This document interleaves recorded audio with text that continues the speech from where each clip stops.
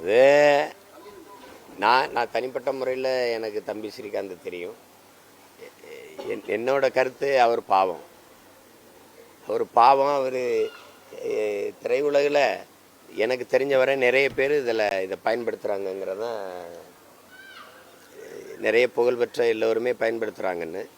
அவர் சிக்கிக்கிட்டார் பாவம், தெரியாமல் அவர் மாட்டிக்கிட்டார். நான் அவருக்காக வருத்தப்படுறேன். அவர் பாவம், அவ்வளோதான் சொல்ல முடியும். என்னால் இருக்கலாம், அதிகாரங்களுக்கு தெரியாமல் இந்த போதைப்பொருள் வராது. இது இங்கே நீண்ட நாளாக இது இருக்குது, நாடங்களும் இருக்குது. திரையுலகில் மட்டும் இல்லை, கல்லூரி பள்ளிகள் கல்லூரிகளுக்கே போயிடுச்சு.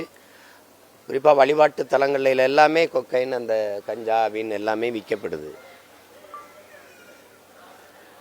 நான் நினைக்கணும் ஒழிக்கணும்ன்ட்டு, அரசு நினச்சா ஒழிஞ்சிரும்.